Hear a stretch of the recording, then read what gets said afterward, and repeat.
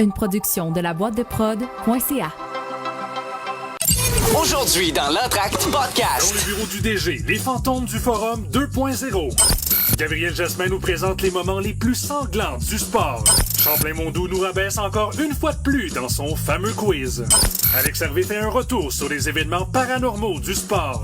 Tommy Brochu nous propose un sport assez frette. Et nous recevons en entrevue David Arsenault, descripteur de la NFL et animateur du hockey des sénateurs à RDS. Des quatre coins du Québec, voici l'Entracte, podcast sportif édition Halloween du 28 octobre 2020. Mesdames, messieurs, bienvenue dans la saison 2, épisode numéro 7. Let's get ready to rumble!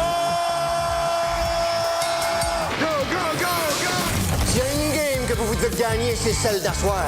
Mental toughness, la dureté du mental. Dave, c'est une terreur. Ouais. Dave, c'est un tueur. Dave, il est magané. Ça se pourrait! Dave! Avec Kevin Dupont, Tommy Brochu, Mathieu Belzile-Larocque, Alex Hervé, Champlain-Mondou et Gabriel Jasmin. Des quatre coins du Québec, voici l'Entracte Podcast sportif. Dave Roberts. Strike three. Dodgers have won it all in 2020.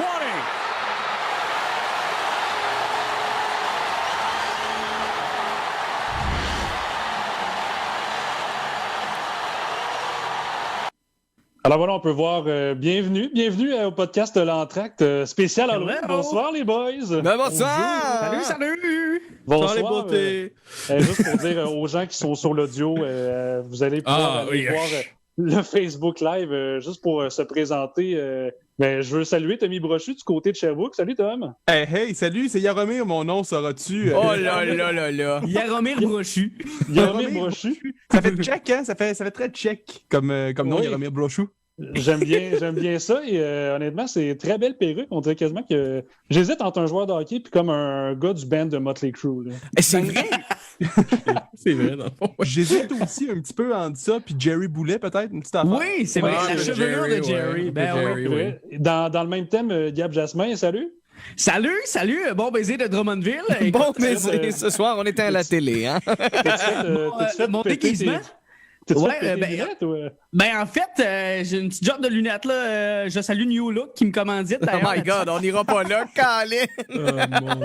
Non, mais honnêtement, j'ai comme un costume hybride entre le Super Kane que vous avez vu genre au match des étoiles dans le coin de Ouais. 2015-2016 et les frères Hanson là qui revient avec la fameuse ligne blanche entre les lunettes là.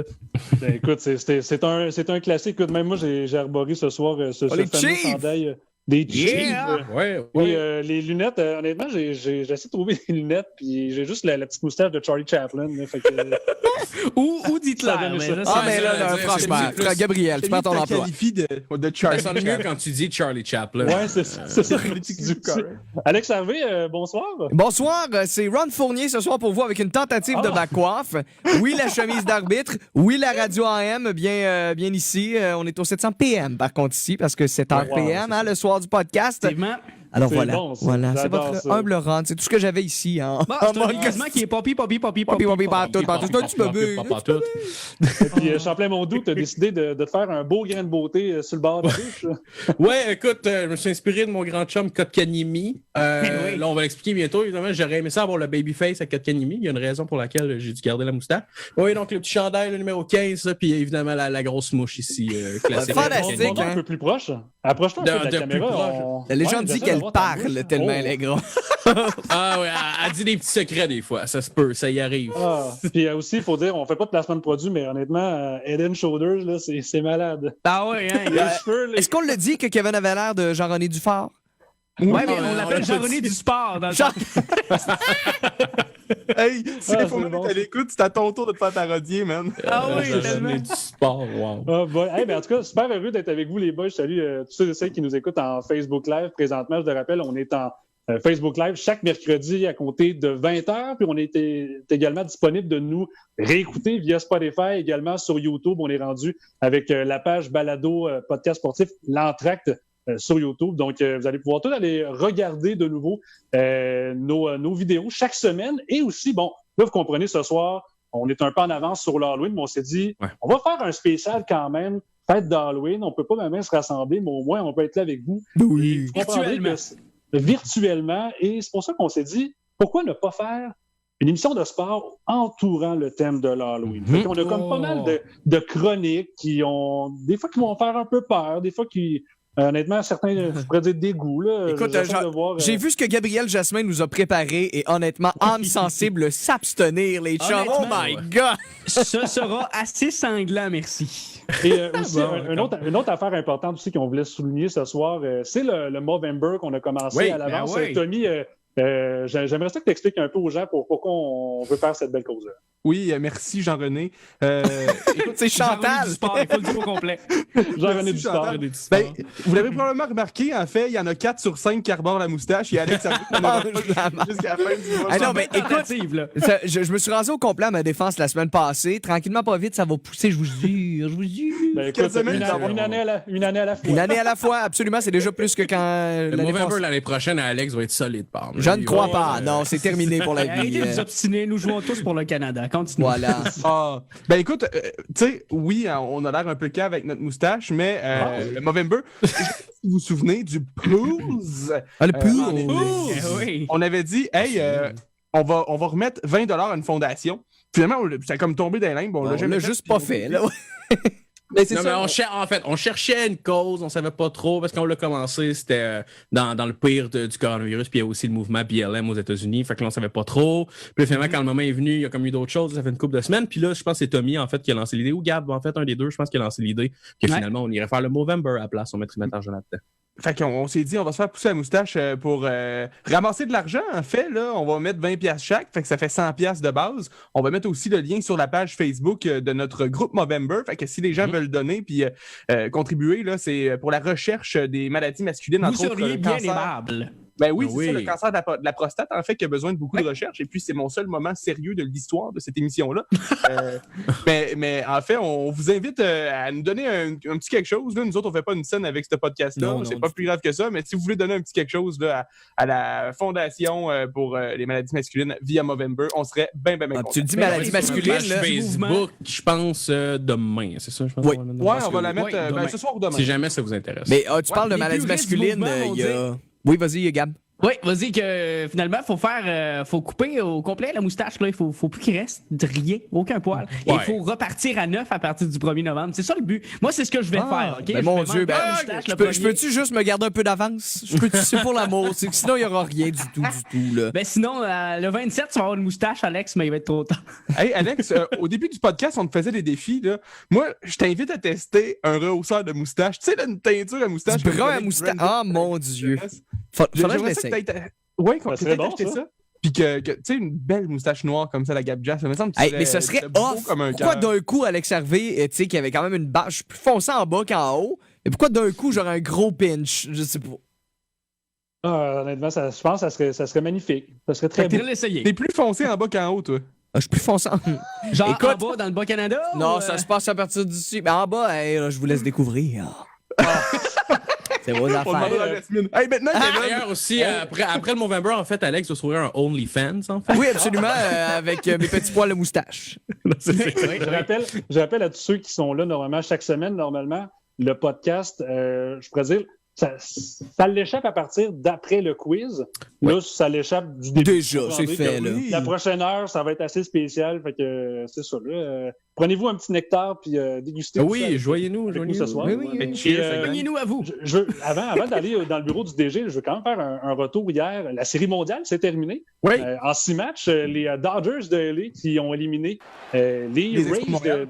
Oui, les Expos de Montréal. Les Expos, les futurs Expos de Montréal, les Rays de Tampa Bay. Et honnêtement, ça a été un match, disons, pas riche en points. Là. Je vous dirais, j'étais allé me coucher à partir de la sixième manche. C'était encore 1-0 les Rays. Je me suis levé un matin, j'ai fait « Ah, ben écoute, ils ont perdu 3-1 ». Mais ce qui a retenu l'attention, c'est non seulement la victoire des Dodgers et ceux et celles qui n'ont comme pas ouvert leur Facebook aujourd'hui. Je ne sais pas si vous avez vu, un des joueurs des Dodgers, Justin Turner, qui a été retiré pendant le match parce qu'il a reçu un résultat positif de la COVID. Live! Live pendant le match. Lui, c'est ça, l'affaire ce que je semblais lire, ce qui semblait expliquer aussi, c'est qu'il y avait le résultat de la veille qui avait été négatif. Donc, c'est pour ça que les joueurs avaient pu embarquer sur le terrain. Mais le test de la journée même, les résultats sont sortis pendant le match. Puis en septième manche, Lui, ça a été le seul joueur à tester positif, fait qu'ils l'ont tiré du 3e but pour aller dans le vestiaire. Mais une fois que les Dodgers ont gagné, ben tout le monde a célébré, puis lui, il a décidé de revenir sur le terrain. Il a pris la photo d'équipe, enlevé son masque, serré tout le monde. Fait que, non, la MLB, présentement, fait une enquête à savoir si. Écoute, ça ne prendra pas un Sherlock Holmes pour se rendre compte que c'est un stupide. Je pense que ça va être plus de savoir la faute est à qui, en fait. Oui, c'est ça. Parce que même si c'est un adulte responsable, Justin Turner, il y a des boss là-bas. Ah, ben oui. Il y a des patrons à lui avec les Dodgers, puis ils l'ont sûrement laissé aller sur le terrain. Qui sont peut-être plus intéressés par les profits qu'autre chose. Ouais, mais je comprends aussi le move de Justin Turner, dans le sens que tu réussis, finalement, tu gagnes une série mondiale. Clair, le réflexe, c'est d'aller au moins, garde ton masque. Puis... Non, c'est ça. C'est un move d'épais, mais bon. Puis, il faut dire que LA, ils ont une équipe championne du côté du baseball, puis aussi, il faut rappeler le championnat au basketball, les Lakers aussi qui ont gagné. Ouais. C'est le fun cette année, c'était comme soit la ville de Los Angeles avait 2 équipes victorieuse, ou l'équipe de Tampa Bay, soit les Rays avec le Lightning aussi qui a gagné dans la Ligue nationale de hockey. Mais là, c'est Los Angeles. En même temps, LA, ils en ont comme 16 équipes professionnelles. Oui, c'est ça. Ils ont quand même il y a longtemps qu'il y a d'autoroute là-bas. Là. Oui, c'est ça. En tout cas, les Kings étaient loin. Oui, pas mal. Je veux dire, à chaque fois que comme Tommy t'ouvre ta bouche, je suis désolé, là, mais on dirait tout ce que tu dis, là. J'ai l'impression que la perruque rembarque par-dessus. J'adore ça. C'est ça, c'est comme un... La crédibilité est à zéro. Là. Il y a comme un fond de paquet de cigarettes qui sort en même temps. c'est comme si Michael Jackson serait encore en vie aujourd'hui, il ressemblerait à ça. Là. Ah, barouette, hey, merci beaucoup. Je suis un compliment pour mon nez, entre autres. Ça fait plaisir. Écoute, nous autres, on est là pour ça. Puis écoute, c'est même que ça fonctionne. Tu es en train de dire que c'est pas pertinent, toi? Ben non, pas du tout. Non, on dit juste que t'es moins pertinent que d'habitude. C'est ça. Fait que le bureau du DG. Ouais, on est ben oui, les bines de bonne bine. Oh mon Dieu, pas ça. Non! Si l'attitude de l'équipe ne change pas, les résultats ne changeront pas. Le club de hockey canadien est fier de sélectionner. Entrez avec nous dans le bureau du DG. Donc, le bureau du DG cette semaine, on a décidé de faire un changement puis un peu de se rapprocher au thème de l'Halloween. On voulait vous parler des fameux fantômes du Forum de Montréal. Chaque année, le Forum ils font exactement le même bruit que Gab. 25 ans. Merci pour ta piètre performance. 95. Mais là, c'est ça. C'est ça, 25 ans. On disait qu'il avait peut-être transféré, le bail n'avait pas été refait au Forum. Là, ils ont transféré au Centre Bell, on ne sait plus trop. Mais pour celles qui savent un peu moins l'histoire... C'est que merci Yvon Michel. Non, mais pour ceux qui savent un peu moins l'histoire, c'est souvent ce qu'on appelle les meilleurs joueurs du Canadien, les glorieux dans le temps, qui ont terminé leur carrière. On peut voir sur les images, notamment Maurice Richard, on parle aussi d'Howie Morenz, de Jacques Plante. Tout ça vers la fin de l'existence du Forum quand les Canadiens ont terminé de jouer là. Dans les dernières années, on disait tout le temps qu'il y avait comme des fantômes du Forum qui venaient comme aider l'équipe actuelle sur la patinoire, puis qui venaient aider surtout en série, exemple, quand le Canadien tirait de l'arrière, un peu à donner un peu venir hanter l'autre équipe et venir aider le Canadien. On se rappelle, en 93, la Coupe du Canadien, c'était absolument une run incroyable parce qu'ils gagnaient tous leurs matchs en prolongation. Oui. C'est aussi que les gens disaient comme c'est sûr qu'il y a comme l'intervention de quelque chose. On peut pas juste gagner tous nos games en prolongation, sûr qu'il se passe de quoi. C'était peut-être mon chum Howie Morenz qui poussait dans le dos de Carbone. C'est bien ça. Maurice Pigeon est encore en vie à cette époque-là, hein? C'était plus des... mais c'était pas Howie Morenz et New Zealand, des trucs comme ça qui venaient aider l'équipe. Mais c'est ça, il y en a... Il disait les principaux fantômes, tu avais Georges Vézina, le gardien de but, New Zealand, justement, Joe Malone, tu avais Howie Morenz, Aurel Joliat, Hector Copley, Bill Durnan, Jacques Plante, puis il y avait Doug Harvey. C'était comme probablement ceux aussi qui avaient leur chandail retiré, les bannières en haut dans le Forum, là, principalement. Donc voilà. Et ce soir, ce qu'on a décidé de faire, c'est qu'on s'est dit, pourquoi ne pas revisiter cette fameuse légende-là des fantômes du Forum et refaire un fantôme du Forum 2.0, à savoir des... Comme au temps de la renommée, on va les... on envoie le formulaire, mais il va falloir qu'il soit instruit. Exact, c'est ça. Puis, si les Canadiens nous écoutent présentement, des membres de l'organisation, prenez des notes. C'est un nouveau concept, c'est qu'on veut savoir, dans, exemple, des joueurs actuels ou même qui ont pris leur carrière, qui vous pensez... on va faire un tour de rôle. Qui vous pensez, exemple, qui pourrait devenir des nouveaux fantômes dans le futur, puis on parle bien au conditionnel, là. Un joueur qui pourrait venir hanter le Canadien et un joueur qui pourrait venir aider le Canadien. Donc, on s'est dit, on va faire chacun un joueur chacun. Et dans les commentaires, si vous voulez, vous pouvez peut-être partager vos choix. Vous, qui vous pensez qui pourrait, dans les joueurs actuels, être un fameux fantôme du Canadien. Je vais laisser commencer Tommy. On va commencer par ceux, je crois, qui ont aidé le Canadien. Qui tu penses qui pourrait aider le Canadien pour être un fameux fantôme du Forum? La question que j'avais compris, c'était, mettons, quelqu'un dans son prime qui aujourd'hui arriverait, aiderait le Canadien, puis qu'aujourd'hui c'est un fantôme. Je suis allé avec Alexander Semin. Ouais, ok. Hey, Il va nous Alex, aider, lui. j'ai une image. Moi, c'est ses talents de bagarreur que j'aimais beaucoup. C'est vrai. Mettons qu'on y va comme ça. Là, regardez, Semin, c'est le gars en rouge. Lui, il se fait brasser par la Saul. cage. Mais regarde bien ça, comment il frappe. Ah oui! Mais faut le donner, Mark Saul, c'est un gros gars, puis Semin, c'est pas un gros gars. Ben, c'est vrai que quand t'as un gros gars devant toi, tu frappes comme ça. Il jouait du Phil Collins sur le dos de Mario. In the air tonight. Non, mais, fait que, mettons, le fantôme qui pourrait nous aider. Mettons, il arrive dans son prime, il a quand même fait une saison de 84 points, il était bon sur le power play, tu sais, 40 buts, 44 passes. Jordan Wheel? 73, 79. Hein? Jordan Wheel? Ah, ok. Non, je te parle d'Alexander Semin. Ok. Excusez-moi. Moi, j'y kéké tout le temps, soir. Ton fantôme pourrait aider le Canadien, Tom? Oui, c'est mon fantôme qui pourrait aider le Canadien. Eh boy. Il y a ses recherches en plus. Maurice Richard, Jean Béliveau, Alexander Semin. Il parle même pas. C'est pas sûr que Maurice Richard, il parle russe. Dude! C'est dans mes... OK. C'est même pas c'est quoi. Si Henrik Lapierre parle russe, ça se peut que Maurice Richard dise une coupe de mots. Ouais, d'après moi, il doit se tromper à une coupe de sac entre 2 déménagements avant une game. Vraiment, ça doit être... Champlain Mondou, t'as le fantôme, selon toi, qui pourrait aider le Canadien dans les prochaines années. Il y en a juste un qui m'est venu en tête.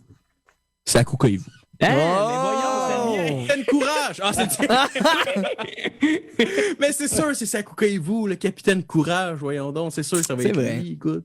Je suis pas prêt à vivre le jour où il va quitter le monde, Sakukaivu, mais une fois que ça va être fait, au moins, on va pouvoir gagner à la coupe. Ça arrivera pas. Je m'étais dit... Non, ça, il est immortel, il est finlandais. Fait que... C'est quoi? Je m'étais dit, le jour que Sakukaivu va prendre sa retraite, je vais être rendu un adulte. Je m'étais dit ça genre au primaire. Puis à un moment donné, une bonne journée de 2014, je suis dans ma chambre, puis j'étudie au cégep de Jonquière, puis je vois la lettre RDS qui dit que Sakukaivu a pris sa retraite. C'était triste, pour vrai. Je me suis senti... Et c'était pas plus un adulte. J'étais pas plus un adulte. Non! Ah, bon. Dit-il en se tassant la couette très virilement. De ton côté, Alex Harvey, le fantôme, selon toi, qui pourrait aider le Canadien dans les prochaines années? Ah, c'est pas nécessairement son talent. Moi, j'y vais vraiment juste pour le swag. Yaroslav Halak. Et on en parle encore 10 ans après tout ça. Tu sais, de la guerre avec Carey, lequel était le meilleur. Il va hanter le Canadien. Puis si Carey se plante un moment donné, ramenez Halak. À tous les années, on le dit ramenez Halak. Ben, ramenez Halak. Mais c'est vrai que ça passe. Tu sais, c'était un deuxième goaler. Il était bon avec les Bruins. Dans un rôle de deuxième gardien, Halak aurait été. On a Jake Allen. Okay. C'est un demi-fantôme, Yaroslav. On avait fucking. Non, je suis très d'accord, ça va être un excellent fantôme. Hey, on a eu plein d'autres goalers de merde aussi. Alex Old. Hey, mais je vais être honnête avec toi, Alex. J'avais aussi le même Yaroslav Halak. Moi, je me dis, il pourrait venir aider les jeunes gardiens de but qui viennent en. Parce que c'est un vétéran à cette heure. Ben, c'est ça. Leur dirais, hey, vous êtes des bons deuxièmes, les boys. On continue, ça va bien aller. Let's go, here we go. Carey va goaler jusqu'à 55 ans. Les boys, de mon côté, là, je verrais que ce joueur-là aiderait l'attaque du Canadien en ce moment, là, qui en a vraiment besoin, même avec les ajouts qu'on a ajoutés. Là. Alex Kovalev! Oui, l'artiste, oui. Ben là, l'artiste, puis là, Romanov, il n'y a pas question qu'il prenne le 27. Là, tassez-vous de là, c'est Kovalev qui l'a. Puis là, l'affaire, c'est qu'il viendrait aider les joueurs du Canadien. Toute l'équipe devrait avoir des patins blancs. Ça, c'est non, mais ils vont tous sortir un DVD après, pense. Ah boy. OK, bon, ben c'est beau. Fait que ça, c'est bon pour les fantômes qui peuvent venir aider. Maintenant, fantômes qui peuvent venir hanter le Canadien, donc fantôme actuel. On va commencer l'ordre à l'envers. Tiens, commençons par Gab, de ton côté. Ben, les derniers seront les premiers, parfait. Ben, vas-y donc. Moi, j'irai avec un gars qu'on a vu à Montréal dans une grosse transaction avec les Rangers de New York qui s'est amené, tout ça, bien des promesses avec lui. Et il a connu en 2011-2012 la pire saison de sa carrière, la première de ses pires, parce qu'après ça, il y en a eu quelques-unes. Mais sa saison de debut, on va s'en rappeler longtemps. Scott Gomez! Oh! Quel homme! J'ai comme l'impression qu'il lance déjà le Canadien Canadien et surtout dans les buts marqués. L'année dernière, là, c'était pas reluisant. Je pense que tout ça, ça vient de Scott Gomez. Là. Il y a quelque chose, là, il y a un spectre qui vient. De Scott Gomez, je sais pas si l'autre fois je suis tombé là-dessus, genre je sais pas pourquoi sur Instagram, j'avais son compte à Scott Gomez sponsorisé. Je suis allé voir son profil. J'ai l'impression super bon contenu, Scott Gomez. Il est écoute, des fois il m'envoie des dick pics personnels, bref, c'est bien le fun. Ah oui.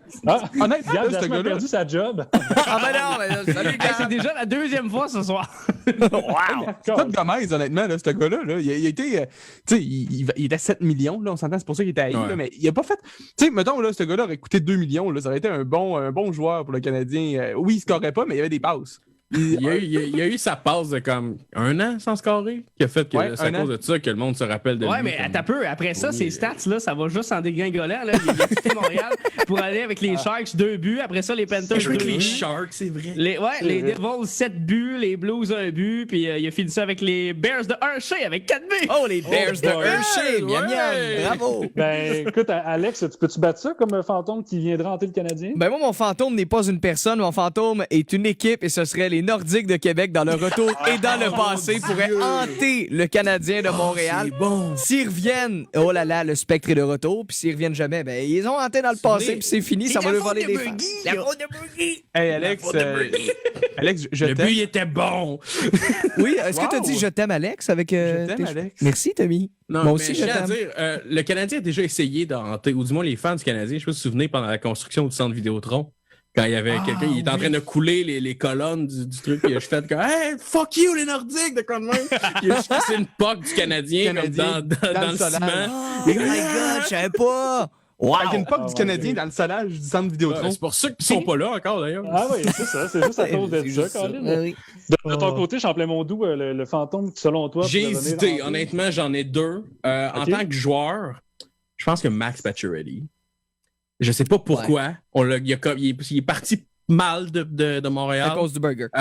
Mais plus, surtout à cause du burger. Mais plus sérieusement, ce sera pas un joueur, c'est un... Plus sérieusement, un dirigeant, Pierre Gauthier. Il va revenir nous hanter. C'est peut-être à cause de ça que des fois, Bergevin fait des drôles de calls, c'est Pierre Gauthier qui vient taper sur l'épaule.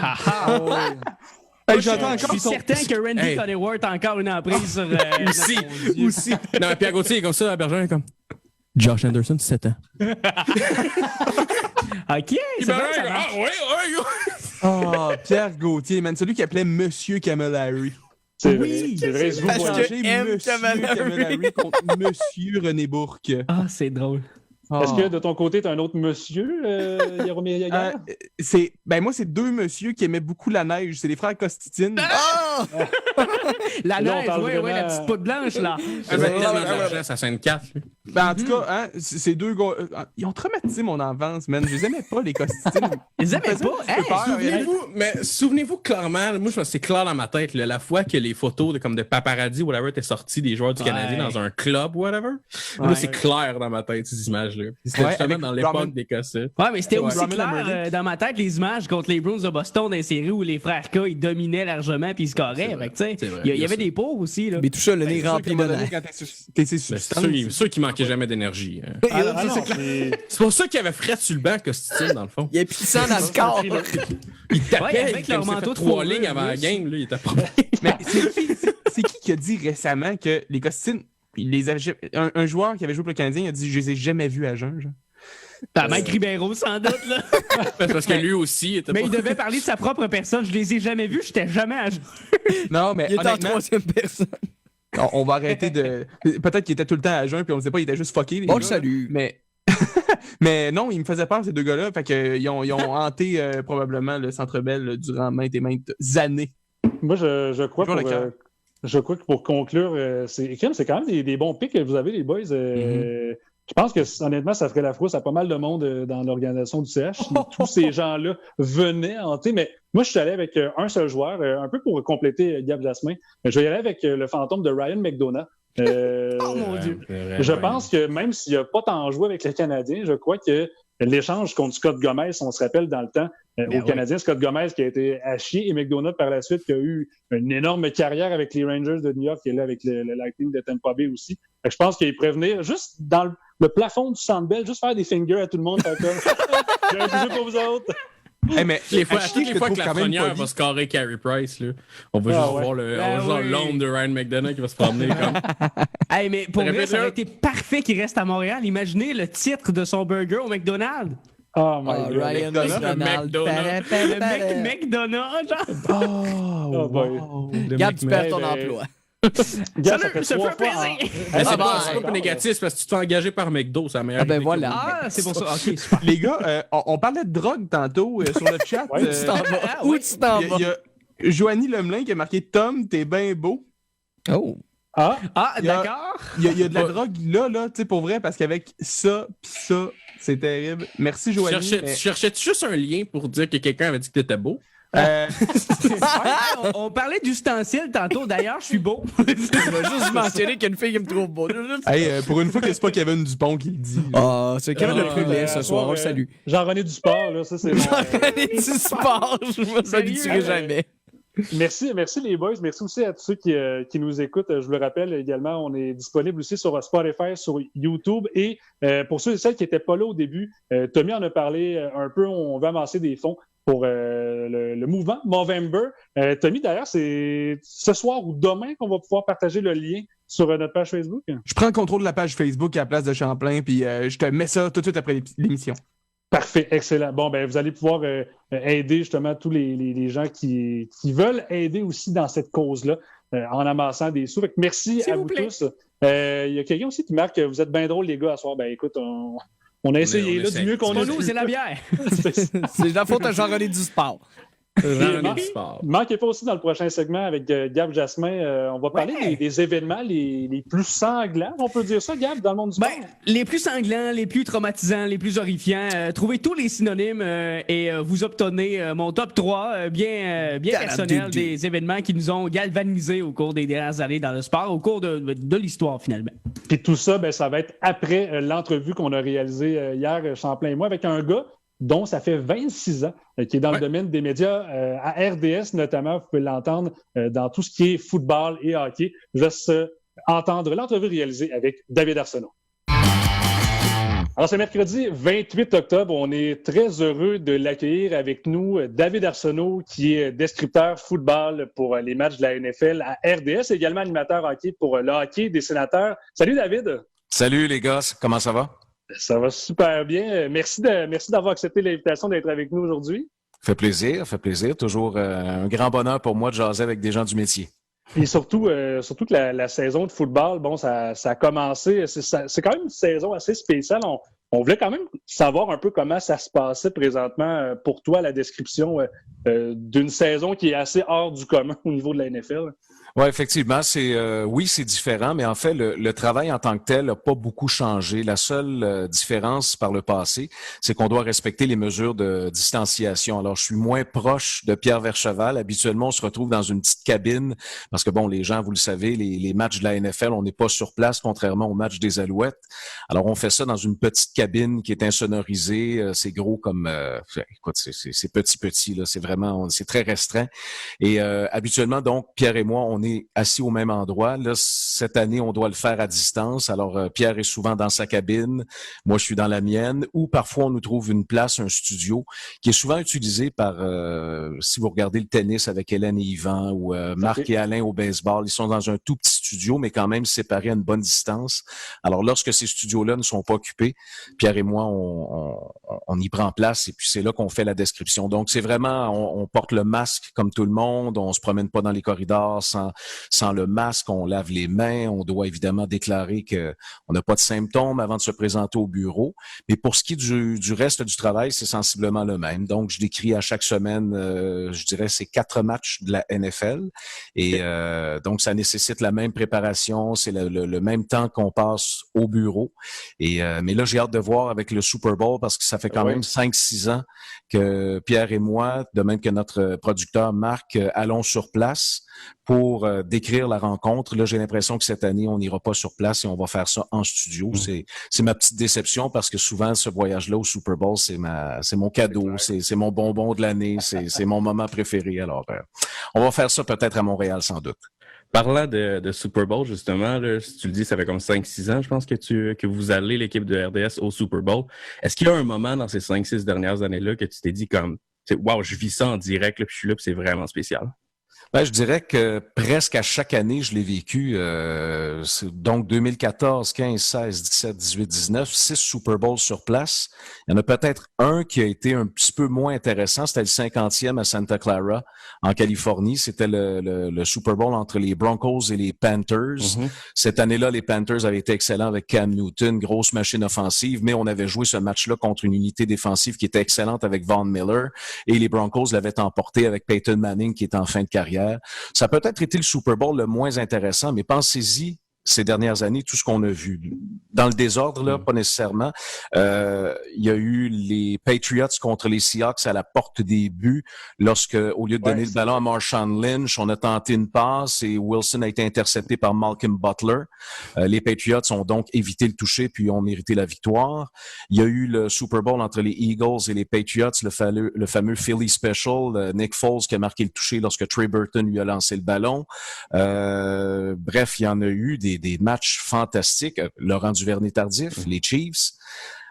J'ai vraiment été gâté ces dernières années. C'est dur d'en identifier un seul. Je dirais sur 6 Super Bowls, probablement 5 font partie de mes meilleurs souvenirs professionnels. Alors, c'est pour ça que je vous dis que je suis tellement content d'y aller à chaque année parce que c'est rare que c'est plate. Et juste le fait d'être sur place. Je parle du Super Bowl 50 qui était ordinaire, mais j'étais quand même content d'être là. Je me suis pas ennuyé du tout. Là, je suis pas revenu à Montréal en me disant ouais, je serais resté à RDS cette année ou j'aurais fait autre chose. Alors, pour moi, c'est pour ça. À chaque année, je trouve ça fantastique d'être là. Surtout que c'est rare, justement, les Québécois qui vont avoir la chance d'assister au Super Bowl, mais surtout au Super Bowl en tant que descripteur, de voir le jeu plutôt à même le terrain. Mm-hmm. Et je sais que les médias arrivent quand même quelques jours, si je me trompe pas, avant le Super Bowl. Est-ce qu'il y a des anecdotes, exemple, avec des joueurs dans le vestiaire, des choses qui sont arrivées? Je t'ai rencontré un joueur, puis tu t'es dit, my God, OK, ce gars-là, c'est un gentleman. Pas ces dernières années comme descripteur. Nous, on arrive habituellement, le match a lieu le dimanche, on va arriver le vendredi, parce que c'est énorme là-bas. Ça prend quand même quelques jours, le temps de se familiariser avec les lieux. Donc, on arrive dans la ville où le match est présenté. Ensuite, on se rend au bureau d'accréditation pour chercher nos accréditations, parce qu'il y en a une qu'il faut porter durant la semaine et une autre qui est utilisée le jour du match. Et donc, par la suite, c'est vraiment de se familiariser avec les lieux, aller au centre des médias. On n'a pas nécessairement accès au stade, contrairement à ce que les gens peuvent penser. On ne va pas au stade, c'est fermé. Il y a des répétitions qui ont lieu dans les jours précédents parce qu'on doit répéter le spectacle de la mi-temps. Les entraînements n'ont pas lieu au stade non plus. Chaque équipe a son site d'entraînement dans la ville. Il y a des rencontres avec les médias, mais ça fait plus partie de mon travail. Je le faisais il y a peut-être une quinzaine d'années lorsque j'étais, comme on dit, sur le beat et que j'allais là pour couvrir le quotidien. Maintenant, c'est Didier Orméjus qui fait ça.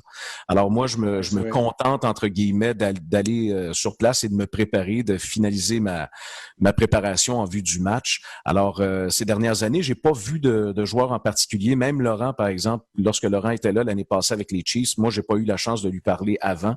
Mais il y a vraiment plusieurs années, lorsque je faisais des reportages pour Sport 30, il y avait ce qu'on appelle la journée des médias. C'était le mardi précédant le match. Et là, on avait vraiment accès aux joueurs dans un contexte qui est complètement loufoque. Et là, il y a beaucoup de journalistes qui tentent de sortir du lot en posant des questions, disons, assez farfelues. Il y a d'autres journalistes. Il y en a tu t'as entendu des questions farfelues, justement? Des questions farfelues, il n'y en a pas une qui me vient en tête, mais je sais qu'il y avait toujours une journaliste mexicaine qui était déguisée, je crois, en mariée et qui arrivait sur place avec sa robe et tout ça. Évidemment, elle se faisait beaucoup remarquer. Très jolie également comme dame.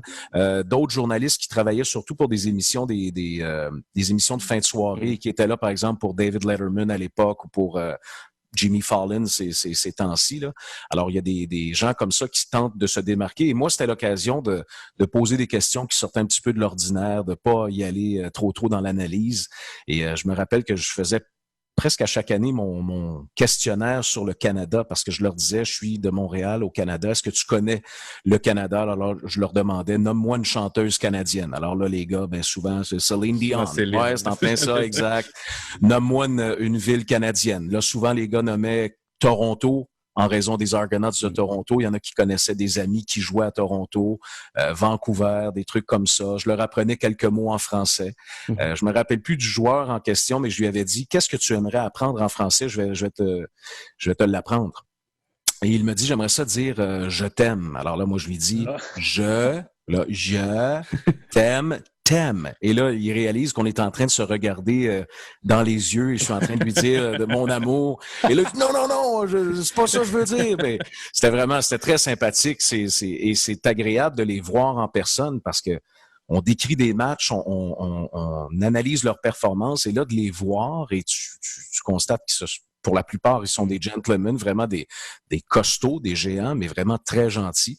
Alors, c'était une partie de mon métier que j'ai beaucoup, beaucoup apprécié, mais ces dernières années, donc depuis 5-6 ans, malheureusement, j'ai pas pu vivre ça.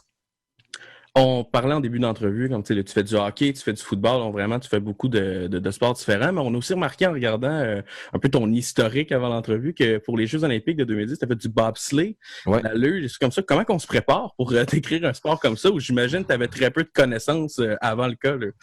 Aucune. J'avais aucune connaissance et on m'a proposé de travailler lors des Jeux. Faut dire qu'en 2010, CTV et RDS avaient les droits. Auparavant, c'était exclusivement à Radio-Canada, je crois. Et donc, on s'est retrouvés avec des affectations qui vraiment étaient spéciales, disons-le. Moi, on m'a proposé les sports de glisse, donc luge, bobsleigh, skeleton. J'avais aucune idée. Je connaissais absolument pas ces disciplines, mais ça devient intéressant comme défi parce que ça nous fait, on sort de notre zone de confort, on sort de nos pantoufles habituelles. Tu cherches, tu googles, tu vas sur les sites des différentes fédérations, tu lis beaucoup, tu essaies de trouver c'est qui la vedette du sport, c'est qui comme on dit toujours, le Wayne Gretzky de la luge ou le Wayne Gretzky du skeleton. Et c'est intéressant. Et lorsque les gens ont commencé, j'étais très chanceux de pouvoir travailler avec une sommité, Jean-Paul Baer, qui était déjà spécialisé en olympisme, en athlétisme notamment, et qui s'est retrouvé à mes côtés comme analyste. Alors, j'étais très chanceux de pouvoir travailler avec lui. Un monsieur très gentil, très connaisseur. On a passé vraiment 2 belles semaines là-bas à Whistler. J'étais pas à Vancouver directement, mais on était à Whistler en raison évidemment des disciplines qui étaient présentées à la montagne. Mais ça a été intéressant. J'ai trouvé ça très agréable. C'est une belle expérience, malgré le fait qu'il y a une tragédie qui s'est produite la veille du début des Jeux olympiques lorsqu'un lugeur géorgien qui est mort lors d'une descente d'entraînement. C'est un choc. Tu t'attends pas du tout à aller aux Jeux olympiques et parler de la mort tragique d'un athlète. Malheureusement, c'est arrivé, mais j'en garde, somme toute, de très, très bons souvenirs. On peut pas l'ignorer, les 5 gars qui font ce podcast-là, on a tous fait ATM. Un point commun qu'on a avec toi. Comment est-ce que tu vois vraiment parce qu'on parle vraiment souvent de l'expérience ATM, entre gros guillemets, je sais pas si à l'époque ça peut avoir été différent de ce que nous on a vécu, mais plusieurs personnes disent vraiment que ça a comme, en gros, changé un peu leur perspective, non seulement sur l'emploi, mais sur la vie en général, de comment, parce que tu sais, en plus, je pense que tu es un gars de la Rive-Nord, Repentigny, si je ne me trompe pas. Exact. De s'envoyer à Jonquière comme ça, tout seul, comment est-ce que tu as vécu ça, toi, ATM? Sans doute comme vous autres. J'ai quitté la maison, j'avais 17 ans. Tu dois te débrouiller. Tu quittes la maison, t'es loin de papa et maman, tu fais ton épicerie, tu fais ton lavage, tu vis. Nous, on était... La première année, j'ai vécu dans les résidences, à côté du pavillon. Et par la suite, les 2 années suivantes, on s'était loué des chambres dans une espèce de... C'est un duplex et on avait loué le rez-de-chaussée. Et il y avait 5 chambres. Et c'était des chambres qui étaient louées individuellement. Et on s'est arrangé pour être 5 amis. Et on louait les 5 chambres. Donc, c'est comme si on avait la maison à nous autres. D'ailleurs, Daniel était là comme colocataire. Il y avait... vous étiez tous ensemble, oui, des gars de sport. Oui, en fait, il y avait d'autres journalistes, des amis qui étaient avec nous, qui aujourd'hui ne travaillent pas dans le domaine sportif. Exemple, Jean-Philippe Robillard, qui est journaliste à Radio-Canada aux Nouvelles Générales. Lui était avec nous. Il y a d'autres gens également qui vivaient avec nous, qui sont aujourd'hui dans d'autres domaines ou qui travaillent pas nécessairement devant la caméra. Mais c'était vraiment agréable. Il y avait une ambiance festive, évidemment. C'était vraiment bien, mais effectivement, ATM a été une étape très importante dans ma vie. J'ai encore des amis que je me suis fait à l'époque. Ils sont toujours dans ma vie. On se voit moins souvent, mais on échange via Facebook, des trucs comme ça. La formation que j'ai acquise a été excellente. Toujours de très bons souvenirs des professeurs que j'ai rencontrés au département. Et vraiment, oui, je suis d'accord, ça marque une vie. 3 belles années. Je regrette absolument pas d'être allé là. Au contraire, ça a été fantastique. Puis aujourd'hui, j'ai 46 ans, puis j'ai terminé mes études en 1994, puis je suis encore emballé par l'expérience que j'ai vécue là-bas, même si au départ, c'était difficile, parce que, comme vous le dites, je suis originaire de Repentigny, j'ai grandi à Montréal quand j'étais jeune, et là, de me retrouver aussi loin. À l'époque, ben évidemment, il n'y a pas d'Internet, il n'y a pas de Skype, il n'y a pas de trucs comme ça. Alors, c'était les appels, les interurbains. Puis, quand tu t'ennuies, tu t'ennuies de ta mère longtemps. Mais en même temps, on avait des amis. Donc, le temps passait bien. Puis, à l'époque, je sais que ça a beaucoup changé, mais à l'époque, c'était fantastique sur la rue Saint-Dominique. Il y avait tellement de bars, il y avait tellement de restaurants, mais surtout des bars. Moi, j'ai adoré ça. On a fait... Les rues Saint-Dominique, la fabrique. C'est ça. Les méchants parties qui ont eu lieu là. Alors, c'était vraiment des belles années. C'est le fun d'en parler parce que je m'en rappelle encore très, très bien. C'est là qu'on se dit des fois, on profite des parties avant des fois de tomber sur le marché du travail. Puis après ça, être un peu plus... Ouais, mais c'était le bon temps pour le faire. Oui, c'est clair. C'était parfait. C'était une belle époque. On avait seulement les études. Puis, non, c'était vraiment une époque qui était fantastique. J'entrerai pas trop dans les détails, mais on a eu beaucoup de plaisir. je veux savoir aussi, tu as dit que tu avais terminé en 94. D'ailleurs, 94 années pour laquelle tu as commencé à TQS. Je pensais que tu allais me dire 94, l'année de ma naissance. Non, même pas. On est là après ça. Non, mais quand même, ça fait 26 ans que tu es dans le domaine des médias, TQS, RDS. Ouais. On t'a vu un peu partout. Dans les moments que tu te rappelles le plus, tantôt tu nous as parlé du Super Bowl également, des Jeux olympiques de 2010. Est-ce qu'il y a des athlètes qui t'ont marqué, exemple, que tu as eu la chance de rencontrer, puis tu t'es dit, waouh, OK, ces personnes-là, c'est plus que des athlètes, il y a une certaine inspiration autour d'eux? J'essaie de me rappeler vite. Je me rappelle qu'à mes débuts, j'étais impressionné, entre guillemets, de voir des joueurs du Canadien ou des anciens joueurs du Canadien que j'admirais beaucoup quelques années auparavant. 1993, j'étais en 2e année au cégep, alors j'ai vécu la conquête de la Coupe Stanley. Et à ce moment-là, j'étais un fan du Canadien. Depuis ma tendre enfance, je suivais beaucoup le Canadien. Alors, d'être capable d'interviewer, je me rappelle dans le vestiaire du Canadien, Patrick Roy, Guy Carbonneau. Wow. Je trouvais ça assez impressionnant. T'as beau dire je suis journaliste puis je dois être neutre, mais t'es dans la jeune vingtaine. Il y a quelques années avant, t'es au forum en train d'applaudir. J'ai assisté au défilé de la Coupe cette année. Alors j'avoue que les premières fois c'est impressionnant, mais je suis heureux. Rapidement, je suis devenu journaliste et rapidement j'ai réalisé que j'avais un job à faire et j'ai arrêté d'être fan de façon draconienne. Presque automatiquement, ça s'est passé à un moment donné, puis je réalisais que peu importe ce que le Canadien faisait, ça me laissait indifférent, qu'il gagne, qu'il perde. Moi, j'avais une job à faire et je me suis retrouvé à couvrir le Canadien assez régulièrement pour TQS. À ma première année, j'ai commencé... Oui, très trippant parce que, j'ai commencé comme tout le monde au bas de l'échelle. J'ai fait de la rédaction, j'ai fait des archives, des trucs moins devant la caméra. Puis par la suite, on m'a demandé, est-ce que tu voudrais couvrir le Canadien? C'était la fin de semaine. À l'époque, il y avait un journaliste qui couvrait ça la semaine. C'était drôlement fait, mais il couvrait le Canadien du lundi au vendredi et la fin de semaine, il y avait personne. Alors, on m'a dit, voudrais-tu y aller?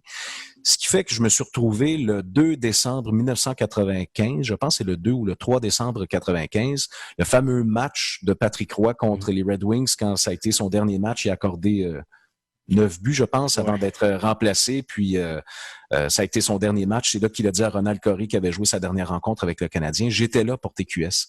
Vraiment je me rappelle encore du match. J'étais sur la galerie de presse. Je vois Patrick Roy qui quitte son filet quand il est rappelé par Mario Tremblay. Je le vois passer. Vraiment, je m'en rappelle très, très bien. Après le match, on s'en va chercher des clips dans le vestiaire vite. Mais évidemment, personne ne veut parler vraiment de la performance. Non. On cherche Patrick Roy, il a déjà quitté. 2, on se dit, il faut parler à Mario Tremblay et ensuite Régent Houle, qui était le directeur général. Je me souviens, Régent était là, il était venu dans le vestiaire vite. Et après, une fois que tous les journalistes ou presque avaient quitté, j'étais resté dans le garage. Il y avait un tout petit garage à côté du vestiaire, évidemment à l'intérieur du forum, et je me disais, j'espère que je pourrais apercevoir Patrick Roy s'il est là, si jamais il s'est caché dans le forum ce soir au lieu de s'en aller tout de suite. Puis je pense finalement, il avait quitté. Mais ça, je m'en rappelle très, très bien. Je me rappelle précédemment de la nomination de Mario Tremblay comme entraîneur. On avait appris quelques jours auparavant le congédiement de Jacques Demers, de Serge Savard. L'ambiance, ça devait pas être la meilleure. Non, c'était une drôle d'année en général. Ouais, c'était une très drôle d'année parce que ça avait mal commencé pour l'équipe qui avait perdu, je crois, ses 4 premiers matchs. C'était très morose. Ensuite, donc, les congédiements. Je me souviens de l'embauche le samedi. Je suis allé au forum le matin et on apprend, je crois, sur l'heure du midi ou en après-midi, qu'il va y avoir une annonce en soirée pour la nomination de l'entraîneur. Et c'est là qu'on a vu Mario Tremblay être présenté et tout ça. Alors, je m'en rappelle très, très bien. J'attendais les joueurs aux abords du forum pour leurs impressions. On était en fin d'après-midi. Puis là, je leur demandais, je courais après tout le monde dans le stationnement. C'est bon, évidemment, tu fais ton travail. T'essaies de ramasser des clips. Là, t'as pas l'air toujours très brillant, là, mais bon, je me rappelle que je courais après tout le monde pour essayer d'avoir des entrevues. Là, t'es jeune, t'essaies de faire ta place. Aujourd'hui, je ferais peut-être les choses différemment, mais bon, c'était comme ça que ça fonctionnait dans le temps. Rapidement, là, avant de te laisser partir, on est obligé de te le demander. On approche la mi-saison dans la NFL. Ouais. Prédiction pour le Super Bowl cette année. Je sais que ça peut être c'est une drôle de saison, mais comme ça. Beaucoup. Prédiction, c'est dur. Je vois évidemment, comme tout le monde, certaines équipes qui se positionnent dans la nationale, dans l'américaine. J'aime beaucoup les Seahawks. Par contre, et quand je dis j'aime beaucoup, là, je tiens juste à préciser quelque chose. J'ai pas d'équipe préférée, là. Il y a beaucoup de gens qui nous disent ou qui nous demandent est-ce que vous avez une équipe préférée? Moi, j'ai vraiment pas d'équipe préférée. Je décris tous les matchs avec le même intérêt, la même passion. J'ai pas grandi en admirant les 49ers ou même les Patriots ces dernières années. Ceux qui détestaient les Patriots m'en veulent quasiment d'être expressif lorsqu'ils faisaient des bons coups, mais je le répète, je faisais uniquement mon travail de descripteur. J'ai pas de parti pris du tout, là. Donc, il y a certaines équipes que je trouve très bonnes. Les Seahawks dont je parlais, il y a juste la défense qui est un peu inquiétante. On accorde beaucoup de verges. C'est sûr qu'on a l'attaque pour rivaliser, mais si la défense tient pas le coup, les Packers, Aaron Rodgers est excellent, mais tout dépend de lui. Si Rodgers est plus là, évidemment, je crois pas aux chances des Packers. Dans l'américaine, les Steelers, je trouve qu'ils sont très, très bons défensivement. C'est le plus invaincu, hein?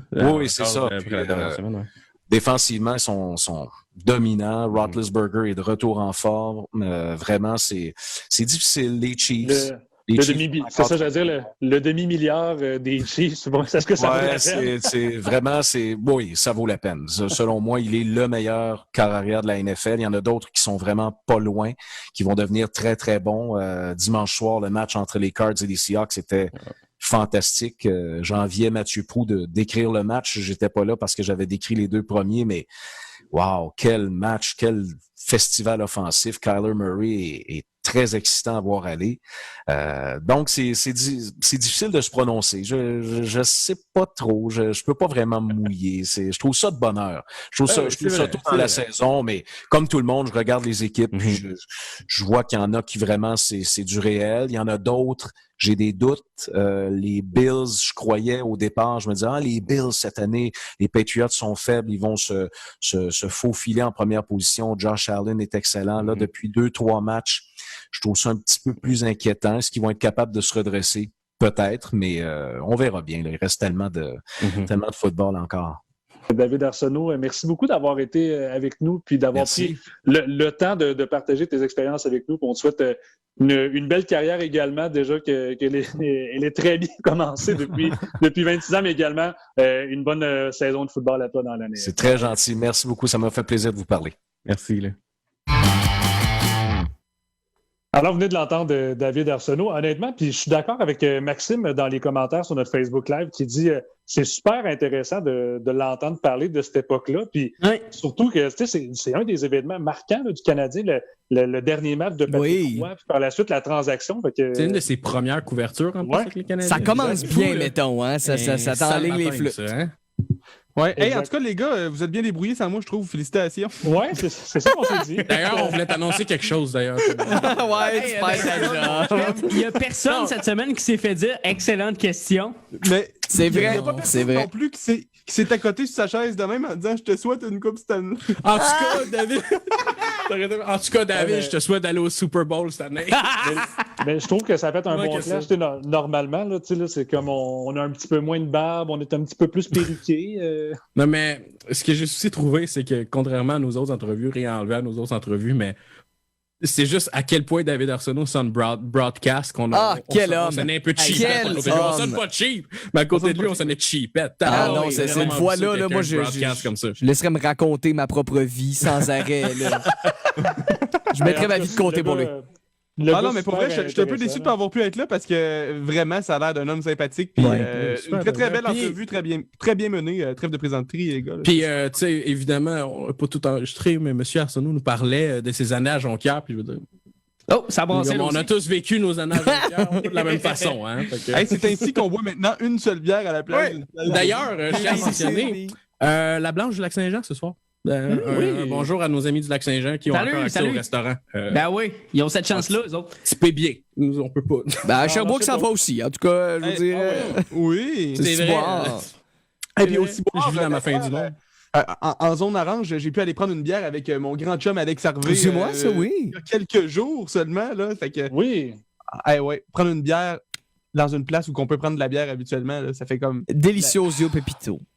Écoute, t'as de boire de la bière dans ma chambre. Le reste des gens qui vous envoient un finger poliment, vous merci les boys. Ça fait plaisir. C'est super le fun.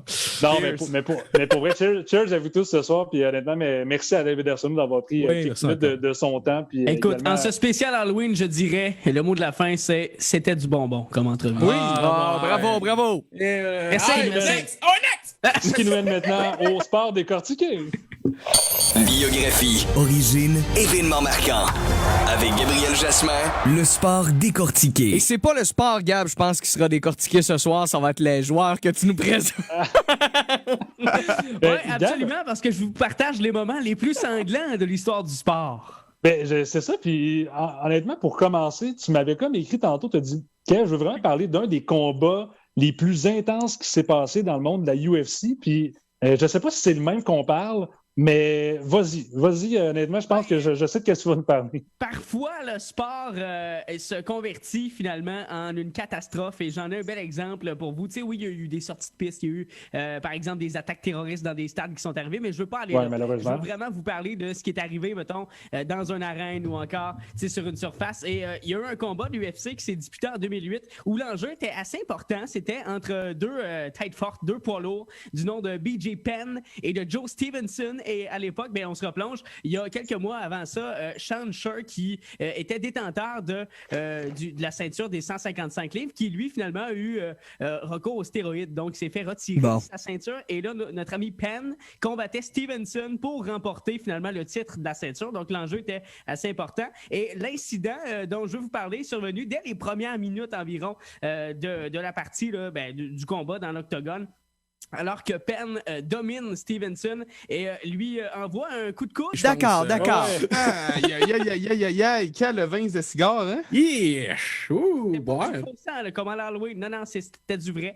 Celui de BJ Penn. Hey, Bref, Gab. il y a plusieurs des amateurs du UFC qui vont se rappeler longtemps de ce combat-là. Je sais pas si c'est possible aussi, là. Je sais pas si c'est possible de monter un peu le son de ton micro. Je pense qu'on t'a perdu un peu c'est dans ça, les dernières secondes. moins fort un peu. Ah Colin, 1-2, patate poêle. Crie d'abord, fais juste crier. Non, mais honnêtement, est-ce que ça s'est rétabli un petit peu? Écoute, une petite affaire de plus, mais garde. On t'entend quand même, c'est juste t'es loin. 1-2 maintenant, hein? Craquez votre volume. Bon, super, craquez votre volume pour vous entendre. Parfait. Bon, mais là, tu nous as parlé de ça, honnêtement, qui me levait un peu le cœur. Je ne sais pas si ton prochain, le top 2, le match de soccer qui tourne au drame, j'imagine que ça doit pas être meilleur que ça. Non, là, on s'en va de mal en pis, comme dirait l'autre. C'est le fameux drame d'Hillsborough que je veux vous jaser aujourd'hui.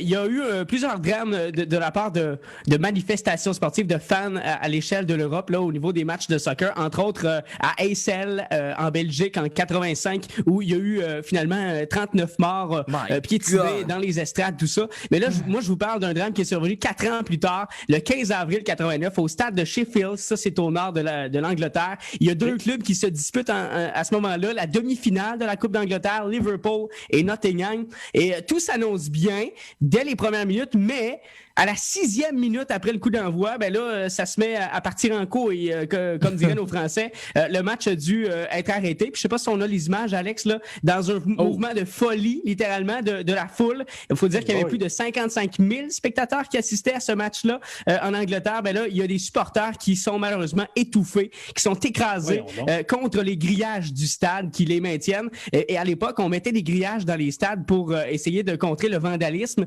Mais là, il y a trop de gens qui voulaient entrer en même temps, finalement pénétrer dans le stade, ce qui fait que là, tout le monde s'est piétiné et s'est embarqué dessus et ça a donné un jour terrible, là, le 15 avril 89, pour l'Angleterre tout entier. Les secours et la sécurité, évidemment, ont essayé de sauver les gens avec les moyens du bord, là, mais au total, c'est un bilan de 96 morts qu'on va retrouver cette journée-là et 766 blessés minimalement lors du drame d'Hillsborough. Et il y a plusieurs qui disent que la cause du drame, on a souvent jeté la serviette aux spectateurs de s'être comportés un peu de manière cavalière, mais non, c'est vraiment au niveau de l'aménagement du stade. Là, j'ai parlé des grillages.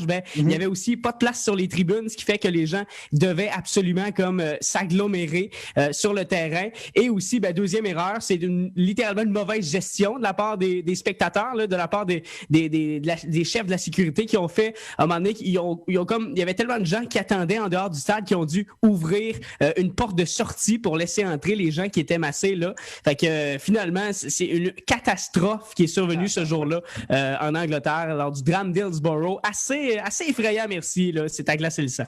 En même temps, là, Gab, tu parles que ça peut être un peu de la faute des chefs de sécurité, mais on s'entend-tu que quand tu as une gang de caves, là, t'as beau être le meilleur chef de sécurité, tu décides pas de crime, le monde est ici. Oui, c'est ça. Les gens n'étaient pas littéralement fous au début. Eux autres, ça se précipite en masse, ça ouvre les portes. Fait qu'eux autres, ils se garochent, sauf qu'ils voyaient pas qu'en avant d'eux autres, il y a des gens qui se faisaient piétiner. Là, c'est ça qu'ils voyaient pas, qu'ils captaient pas. C'est comme le Black Friday du soccer.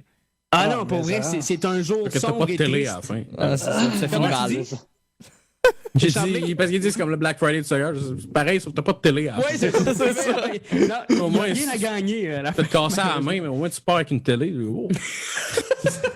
Et puis Gab, je veux t'entendre aussi pour finir ton top 3 des scènes et des événements les plus sanglants dans l'histoire du sport en cette thématique Halloween. Une scène qui, disons, donne des frissons. Là, déjà, j'en ai pas pire. Disons que celle-là, elle est quand même pas pire aussi. C'est une scène assez tranchante, merci. Là, âme sensible, s'abstenir au niveau des images encore. C'est la pire de la gang, je pense. C'est la scène dont on a le plus parlé dans le monde du sport en général. C'est survenu le 22 mars 89. Les Sabres de Buffalo, à ce moment-là, dans la Ligue nationale, accueillent les Blues de Saint-Louis et c'est le gardien Clint Malachuk qui garde les buts pour les Sabres. Et là, dans une montée, là, si on peut voir les images, Alex, là, dans une montée des Blues, il y a un attaquant des Blues qui entre en collision devant le filet avec un défenseur des Sabres. Et là, notre ami Malachuk se fait ramasser. Et la conséquence, c'est le pire cauchemar de tous les joueurs de hockey. Il se fait couper au niveau du cou et c'est sa jugulaire qui finalement est sectionnée lors de cet événement-là. Et le commentateur, là, dans les images, on peut entendre, s'il vous plaît, éteignez la caméra de grâce. Personne ne veut voir ça. Je pense que c'est dans l'intérêt de personne. Et là, on a vu le soignant des Sabres s'exécuter tout de suite et sauter sur la patinoire pour aller rejoindre Malachuk, qui lui a eu le réflexe de la vie. Notre ami Jim Pizzarelli, qui lui a quand même été ambulancier au Vietnam, connu des grosses années là-bas, et il a su vraiment comment prendre la situation en main. Il a sauvé la vie du gardien Malachuk en mettant de la pression finalement sur la jugulaire pour éviter qu'il perde tout son sang. Et 300 coups de 300 points de suture plus tard, il est allé directement à l'urgence et il a réussi à s'en tirer. Il est toujours vivant aujourd'hui, notre ami Miller-Chuck. Oui. Et 2 jours plus tard, là, il était sur la patinoire là, pour attendre pour les séries éliminatoires. Audacieux. Ça n'a aucun sens. Ça a pris 40 secondes avant qu'on l'extirpe de la patinoire, Miller-Chuck. Non, c'est ça. Il y a quelqu'un qui l'avait expliqué, un médecin qui était impliqué dans cette affaire-là, qui l'avait expliqué, je pense, dans une émission du NHL Network, je ne sais plus exactement où, qui disait que le mix entre la rapidité à laquelle ils l'ont sorti de la glace et le réflexe du soigneur de l'équipe de venir mettre la pression. Si une de ces affaires-là était un peu moins rapide, il mourrait. C'est clair. C'était de quoi moins. Mais le soigneur dit, j'ai vu l'action arriver, j'ai vu l'attaquant se diriger vers le gardien, puis il dit déjà je prenais des serviettes puis je sautais à sa place. Ça n'est pas fait qu'il était déjà à sa place. Ça n'a aucun sens. Il l'a comme pressenti. Ben, exactement. Puis à la science du sport, ce gars-là a passé. Oui. À la science du sport, il avait essayé des événements traumatisants comme ça. Il s'était dit, on va les faire visionner à la victime de ça pour savoir comment son cœur se comporte. Et puis là, son cœur commence à battre vite quand il voit. Figurez-vous que mon cœur se sent mal puis je suis même pas victime. Fait mais ça va de bon sens. Et tout le stade, là, tout l'amphithéâtre était pris de court à ce moment-là. Tout le monde retenait son souffle pendant ces 40 secondes qui ont paru une éternité. Il y a eu des crises cardiaques dans l'assistance. Des gens qui ont perdu connaissance. Et il y a même 3 joueurs qui ont vomi sur la patinoire parce que c'était dégueulasse de voir ça. Oh my God! La mort de sang qui se dessinait devant le but. C'est une scène littéralement terrifiante, horrifiante. Et heureusement, je vais dire, que ça arrive pas si souvent que ça au hockey. On s'entend des lames, tous les joueurs en ont 2. Fait qu'on, c'est des lames à double tranchant et c'est comme concave au milieu. Donc, c'est comme 2 lames qui sont entrées directement dans le cou de Miller-Chuck. C'est hallucinant. Et heureusement, ça a permis à la LNH d'adopter un règlement ensuite qui obligeait les gardiens de but à porter le cache-cou par la suite de cet incident-là. Mais on dirait que il a fallu que ça arrive pour que quelqu'un, à un moment donné, allume. Mais heureusement, Miller-Chuck s'en est sauvé idem. Comme quoi, parfois, le sport, ça peut se transformer en scène d'horreur. Puis l'affaire aussi, là, je sais que la rapidité du soigneur, ça l'a aidé aussi, mais de mémoire de ce que j'avais lu sur cet événement-là, c'est que à Buffalo, l'hôpital est quand même super proche de l'aréna. Ça aussi, ça a quand même aidé. Puis je pense, écoute, ça se peut que je me trompe, là, mais il y avait un événement dans les dernières années, Richard Zednik, qui est arrivé la même chose. Oui, c'était en 2008. Je pense que c'était aussi à Buffalo. C'était les Panthers qui rendaient visite au Sabre. Fait que lui aussi a pu se diriger vraiment à l'hôpital rapidement, qui est comme quasiment à côté du centre sportif des Sabres. C'est drôle, on parlait des fantômes du forum là, un peu plus tôt aujourd'hui. Il y a sûrement des fantômes à Buffalo qui finissent par les hanter finalement. Puis je pense que toutes les équipes redoutent d'aller jouer là. Ah oui, my God, tous les gardiens, portez votre cache-cou pour l'amour. Puis là, tu regardes Price, il n'y a pas de bavette. Là. Lui, il joue pas de bavette. Là, ah oui. Et puis, un tigre aussi, ça peut faire mal. Là, je pense que c'est le gardien des voltigeurs ou des tigres. Il y a quelques années qui s'est fracturé la pomme d'Adam qui a été dans le coma quelques jours pour qu'il replace ça, justement, puis ça se ressoude. Joyeux Halloween, joyeux Halloween. Pas besoin d'écouter le cercle insidieux. Là. Je pense juste... Il y a une game de hockey, des fois. Mais honnêtement, c'est des images qu'on veut pas revoir, mais ça fait partie de l'histoire, puis je tenais bon d'en parler ce soir pour la spéciale Halloween. Allez hop. Merci Gab, c'est certifié. Hey, lâchez-moi avec pionnier de la médecin des Sables de Buffalo, pionnier du sport. Oui, lui, c'est un pionnier. Pif paf. Il s'en va sur le mur en arrière. Lâchez-moi. Je veux saluer justement une couple de personnes qui nous écoutent via Facebook Live. Là. Félix qui dit bonne soirée les boys. Bonne soirée à toi aussi Félix. Il y a Jérémy qui nous écoute, Marc-Antoine, Isabelle. Il y a également Nathalie aussi. Merci de nous écouter à chaque mercredi soir. En tout cas, du moins, si vous êtes nouveau, bienvenue dans la gang de l'Entracte. On ressemble pas à ça tout le temps. C'est ça. Normalement, on a un petit peu moins de lunettes, un peu moins de perruques. Puis on est moins beau que ça d'habitude. C'est ça, en fait, c'est exactement, c'est ça. Puis, je veux rappeler aussi que pour ceux qui ont manqué le début, vous pouvez nous reprendre à la fin sur notre page Facebook, mais aussi sur les différentes plateformes audio, Spotify, d'ailleurs, Google Podcast, et aussi on est rendu sur YouTube, donc très important, si jamais vous allez nous encourager, nous donner un petit pouce, un petit abonnement également de plus sur notre page, ça nous fait toujours un très grand plaisir. Et aussi rappeler, parce que oui, ce soir, on a des perruques sur la tête, mais on a aussi ce qu'on appelle une motte de poil entre les lèvres et le nez. Tommy Brochu, je te laisse expliquer juste vite pour ceux qui n'étaient pas là au début, la bonne cause pour laquelle on fait ça. On est 4 à faire le Movember, 1 à faire le Molvember. Ouais! Fait qu'en fait, là, le but, c'est de ramasser de l'argent contre le cancer de la prostate, en fait, pour la recherche. On va donner 20$ chaque. On vous invite à donner une coupe de piastres si vous en avez dans le fond des poches ou dans le fond de votre carte de crédit, comme vous voulez. Puis voilà, écoute, le lien pour notre Movember va être mis sur Facebook tout de suite après l'émission. Voilà. Excellent. Ben, en tout cas, on vous encourage fortement, puis merci honnêtement de nous suivre chaque semaine. Et manquez pas le quiz, je vous le dis, là, parce que oui, c'est là. Chaque semaine, il y en a tout le temps qui sont super alertes et qui vont répondre aux questions. Le quiz de Champlain-Mondou, c'est dans... là, c'est dans les prochaines secondes. T'es mêlé, c'est là. Hey, paye sur play. Ah oui. De play! Parce que ça peut aller dans toutes les directions. Avec Champlain-Mondou, voici Champ Libre. Quiz! Patrice Bergeron. Écoute, commencez tout de suite à écrire les réponses parce que je sais que déjà, on va prenez votre guess. Go! Chien, vous voyez, là, en fait, vous voyez pas, vous les gars, pouvez voir. Je suis un écran noir. D'accord. Parce que cette semaine, on a un quiz visuel. Dans le quiz de l'Halloween, ça tombe très bien. D'ailleurs, je suis en plein milieu. Fait que sur le template, ça fonctionne très bien. On a-tu des buzzers cette semaine, Choppy? Non, pas de buzzers. C'est plus tranquille cette semaine. Je m'en vais. Écoute, on est bien, là, on est tranquille, on est déguisé, c'est l'Halloween. Puis je me suis dit, comment est-ce que je peux faire un quiz en lien avec l'Halloween et le hockey? Donc, j'ai essayé de faire un quiz visuel sur les joueurs de la Ligue nationale et leurs costumes d'Halloween. Donc, je vous mets une photo. Souvent, c'est des couples, mais il va y avoir comme la gentille dame et le gentilhomme qui vont être là. Et il faut découvrir, en fond, le joueur de hockey, c'est qui? Son visage va être embrouillé, évidemment. Kevin va juste reconnaître les madames, hein, tu le sais. C'est ça. C'est un homme à femme, notre ami Kevin. Il va associer les joueurs avec c'est ça. Écoute, il y en a qui sont plutôt difficiles. Fait qu'au début, si vous avez un gars tout de suite, allez-y. C'est plus relax. Tu fais juste dire le nom. C'est un peu un travail d'équipe.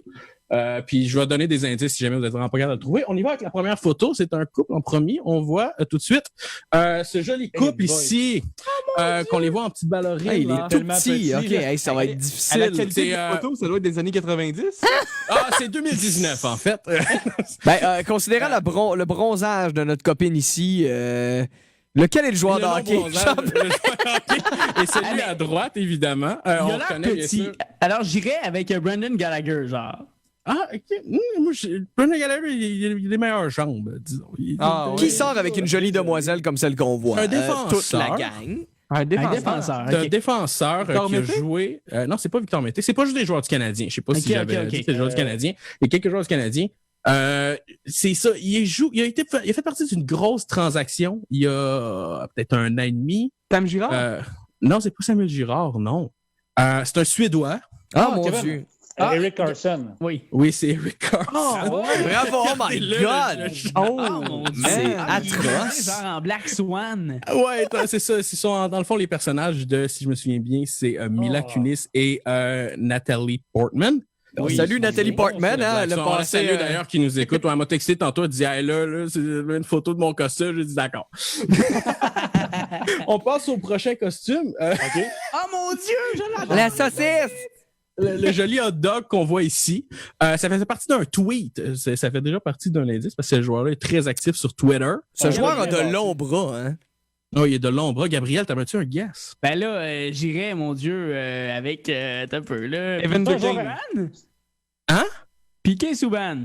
Non, c'est pas Piqué Souban, malheureusement. Evander Kane. C'est pas Evander Kane non plus. C'est un gardien de but très, très actif sur Twitter. Gary Safis. Boy, c'est un joueur qui a vu actif? Il n'est plus actif, non. Au moment de la photo, il était actif, mais là, il l'est plus. OK. Non, c'est pas Henrik Lundqvist. Il est encore actif, Henrik Lundqvist. Il a déjà dit la quote « My contract sucks ». Luongo. Oui, c'est Roberto. Oh mon Dieu. Il dit d'ailleurs dans son tweet merci à Alain Lénache de ne pas avoir mis de match dans le fond le jour de l'Halloween. Comme ça, on peut aider nos enfants à aller trick or treat. Donc, il est vraiment content de son costume d'Otto. Bravo. C'est des beaux souvenirs quand même. Des beaux souvenirs de Luongo comme ça. On y va avec le prochain. C'est le Joker. Un très bon costume du Joker. Vous allez peut-être l'avoir, lui, parce que la photo était tombée virale. Kevin? Kevin? Oui, Kevin. Excuse. Ah, ben, Tommy, tu l'as dit? Non, c'est Ben pas oui. Nathan Beaulieu. Oui, mais Kevin a dit son nom en premier, vas-y. Ah, OK, ben, j'allais dire Brock Besser. Non, c'est pas Brock Besser non plus. Toujours avec les longs cheveux, là. Non, c'est ça, c'est un joueur du Canadien. Oh! C'était un joueur du Canadien au moment qu'il a pris Max la photo. Domi? Ah. Effectivement, c'est Max Domi. Regardez-le, il fait plus peur comme ça que ça à la glace. C'est vrai que j'ai vu la photo, je vais la mettre parce que c'était un très bon costume. C'est réussi. Mais ça, c'est l'année que tous les joueurs se déguisent en Joker. Ouais, c'est ça, c'est le trend. En fait, depuis que Dark Knight est sorti, tout le monde se déguise en Joker. Bah Ce oui. sera pas de joke. Là. Le prochain, on revient avec des costumes pas mal moins hot. Oh mon Dieu, il est tout petit, tout petit. Je l'ai mis parce que je l'aimais beaucoup. Encore une fois, Morin. Marie-Pierre Morin, tu penses? Oui, Marie-Pierre Morin joue pour la LNH, absolument. Ouais, on cherche le joueur de hockey, Kevin. J'allais dire, Kevin, c'est pas encore Eric Carson? C'est encore Eric Carson. Je me rappelle. Eric Carson, il a un genre de fétiche, je pense. Ouais. Ça fait 2 fois qu'il se déguise en fille. Là. La princesse Léa à cette heure. Bah. Avec un pinch. J'en ai un autre maintenant. Une photo de bonne qualité, ce coup-là. Si vous, C'est écoute, Price, si vous- ça, Tommy? Ouais, Carey Price. Pourquoi vous connaissez toute la femme à Carey Price vite de même? Ah, ben c'est de la faute à Kevin. Angela, hey, Parce puis, qu'elle est on salue enceinte. leur nouveau fils, d'ailleurs. Oui, d'ailleurs, Lincoln, hein? Ouais, Lincoln. Lincoln Abraham, de son prénom. Lincoln Alors, Price. Lincoln Park. Ouais. Bravo. Fait que ça, un bon Luigi Carey Price qui n'a jamais été un backup, a toujours été le numéro 1. Voilà. Lincoln Mais pour Price, lui, c'est sa blonde, la Non, numéro avec une un. autre, Oh, Prince. Prince. Je sais pas si vous vous souvenez. Ça doit être Piqué Souban, ça. C'est effectivement Mon Piqué Dieu, ça va vite. Piqué Souban. Piqué Souban qui en a des excellents. J'hésitais entre lui. Il en a fait aussi un de Michael Jackson, je pense. Ah, ben oui. Ah, Qui était très, très bon. Toujours du style, lui, à l'année longue. Fait que lui, c'est toujours lui qui arrive au party quand tout est déguisé comme en taco. Puis que lui, il arrive déguisé comme en superstar. Puis t'es comme, pourquoi tu trouves tout le temps le costume que t'as l'air hot? Piqué Souban, c'est cette personne-là. Je pense qu'il en reste 2. On y va encore une fois avec une photo de couple. Oh mon Dieu. C'est Elisabeth Blouin-Bratois.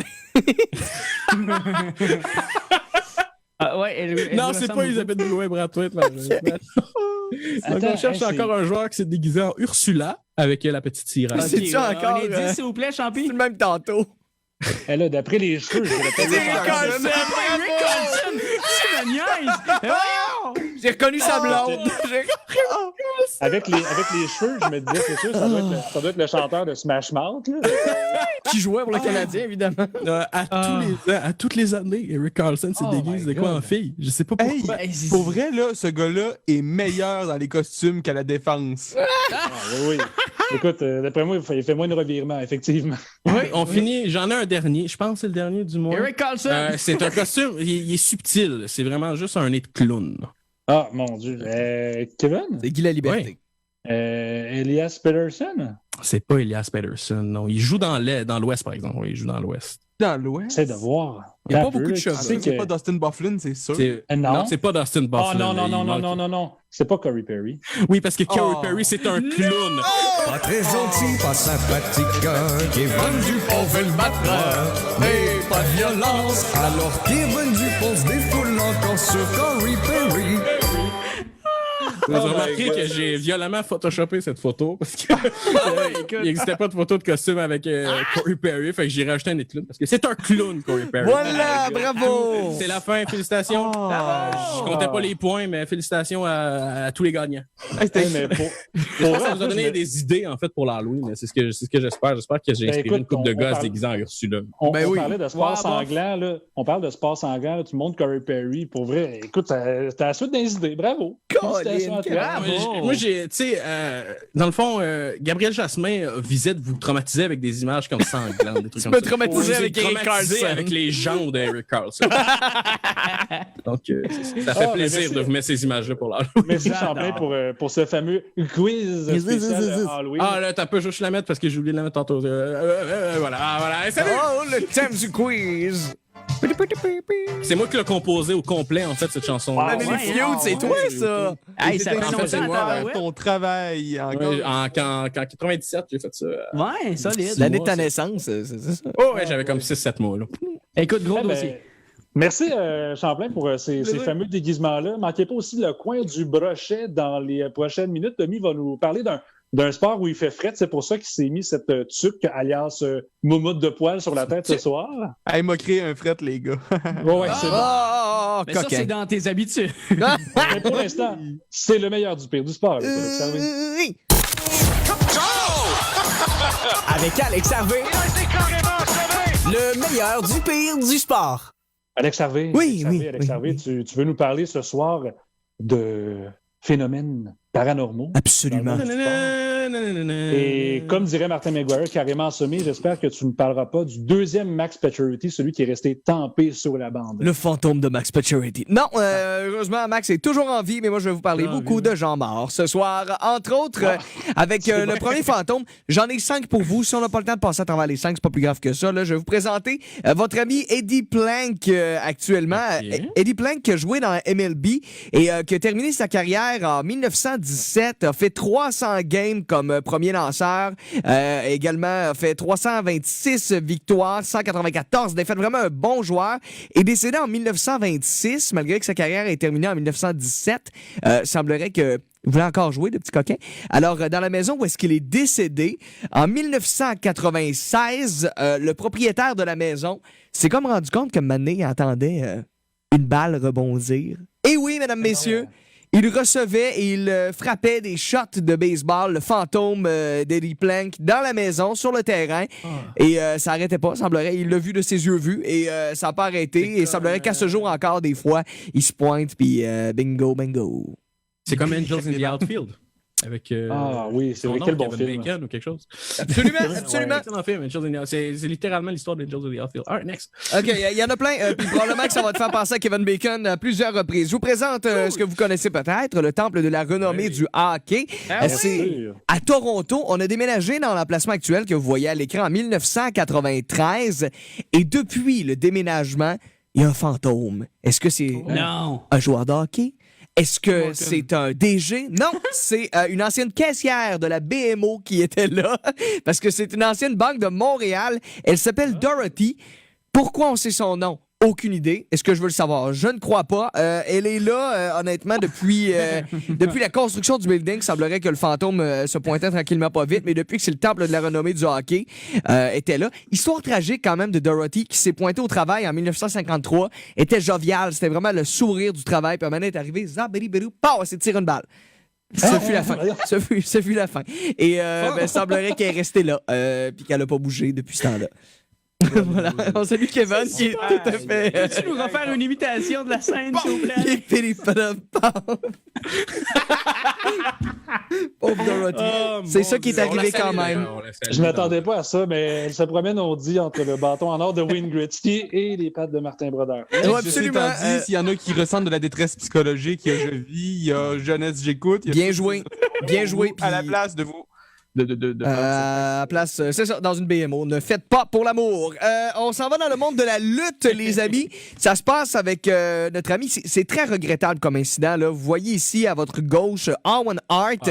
Quand il allait bien, oui, parce qu'à votre droite, c'est Owen Hart quand il allait un petit peu moins bien. Ça s'est passé en 1999, à l'époque de la WWF.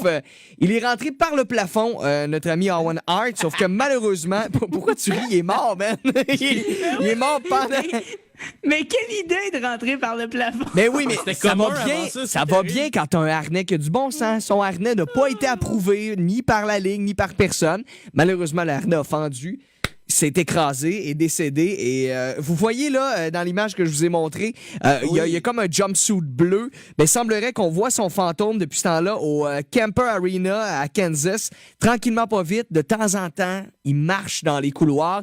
Et il semblerait que si tu vois le câble fendu, le câble qui a cédé au plafond parce que il semblerait qu'il est encore là, pour une raison qui m'échappe, dans le plafond du Kemper Arena, les lumières vont flasher là-bas.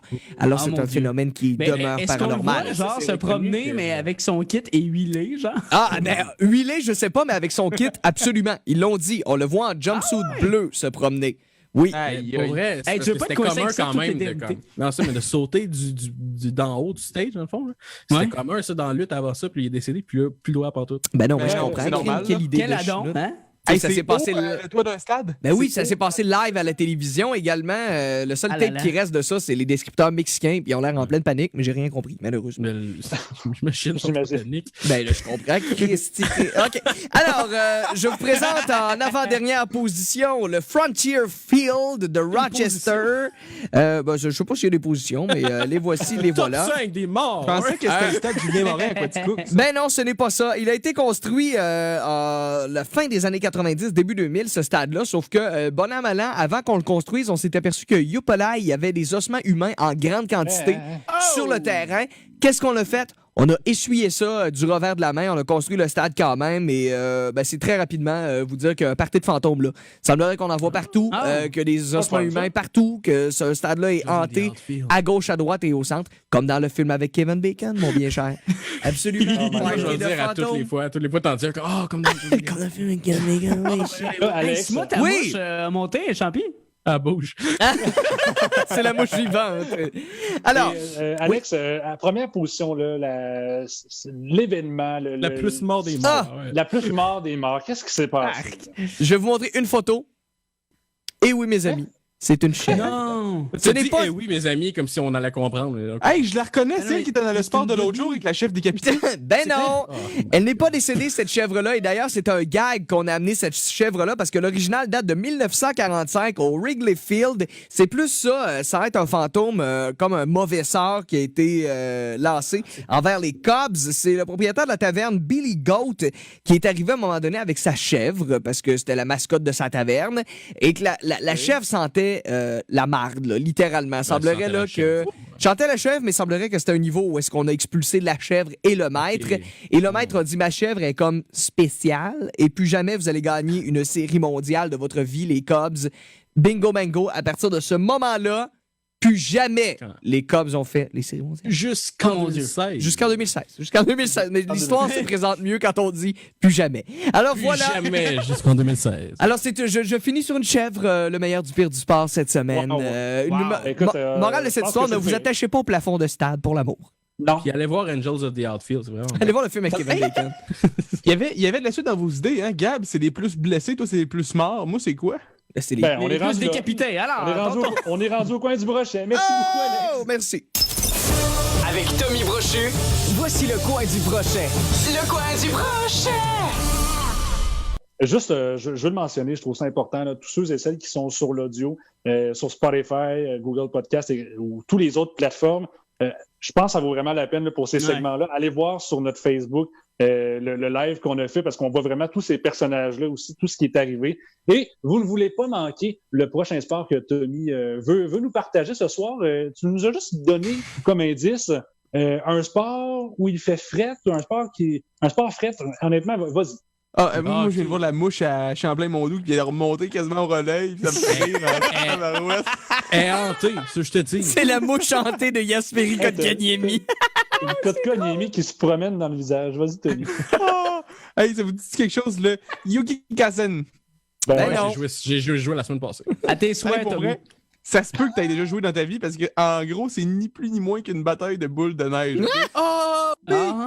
C'est un sport qui a été inventé au Japon. Inventé, man. Encore? Très grand je pense que ça fait 3 semaines de suite que tu parles du Japon. J'aime beaucoup le Japon, puis avec leurs airs vraiment, vraiment genre, hey, check-moi bien de pitcher une boule de neige. C'est des belles boules de neige. C'est très animé, c'est très cool.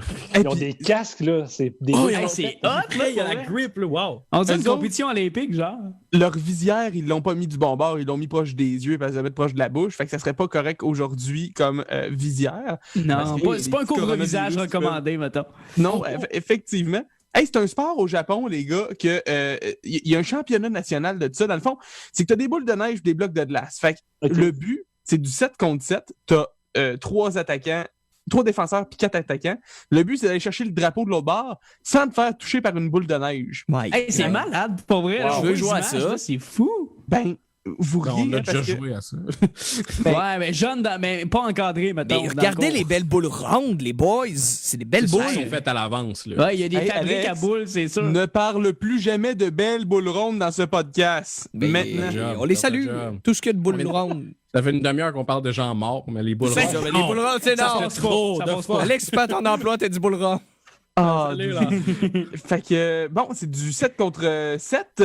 Oui. Fait que c'est ça. Soit que tu ramènes le drapeau ennemi ou encore ça se finit après 3 minutes. Puis c'est la personne qui a le moins de morts qui gagne. Fait que c'est 3 périodes de 3 minutes, il faut en gagner 2 sur 3 pour pouvoir remporter la partie.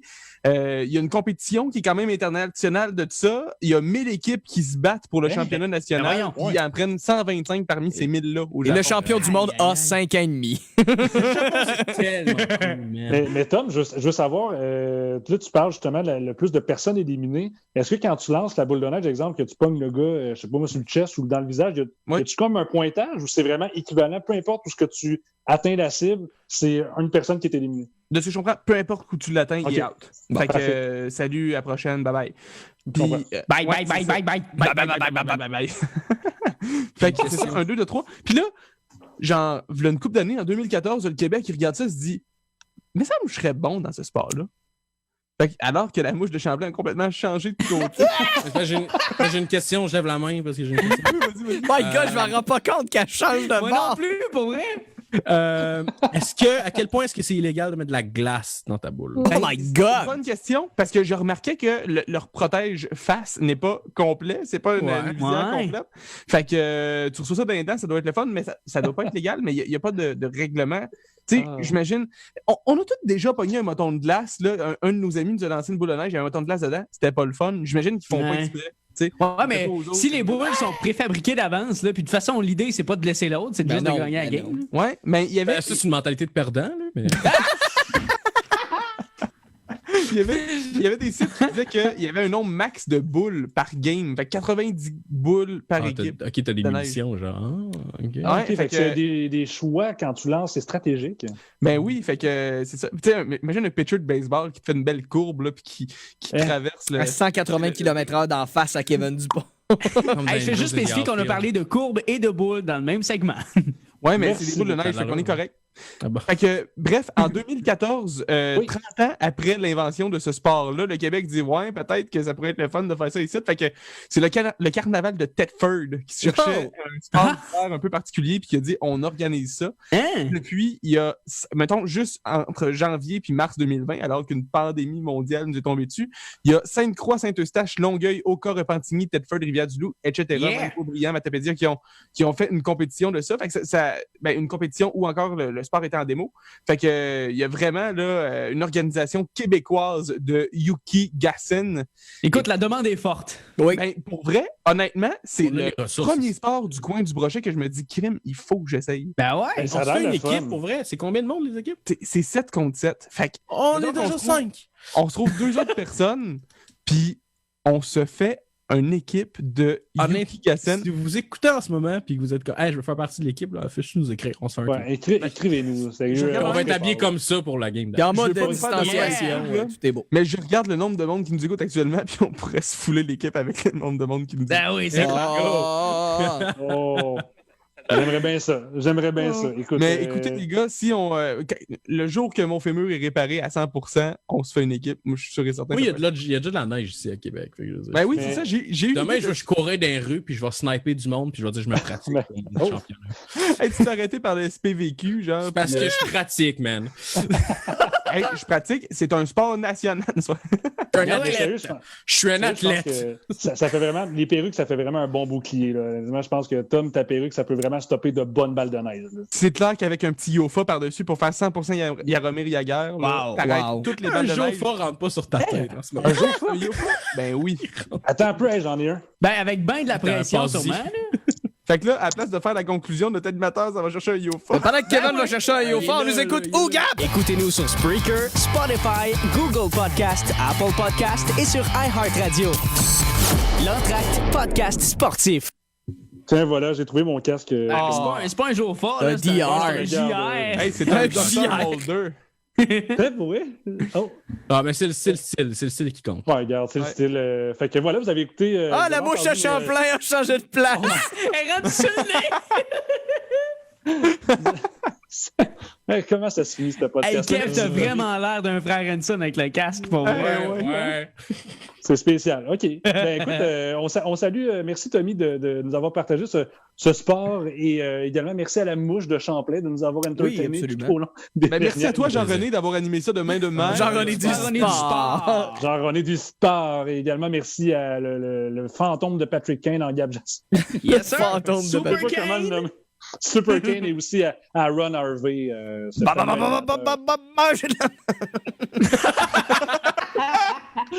Mais pour vrai, merci à vous tous d'avoir été là ce soir. Et puis la semaine prochaine, le mercredi 4 novembre à compter de 20h. Ce sera le 4 novembre au soir! Le 4 novembre au soir la semaine prochaine. Donc, c'est un rendez-vous. Puis, n'hésitez pas à suivre notre page, à aimer, également à s'abonner à notre page également. Donc, on vous souhaite une excellente soirée. Bonne Halloween ici. Soyez prudents. À la prochaine. Bye. Ciao!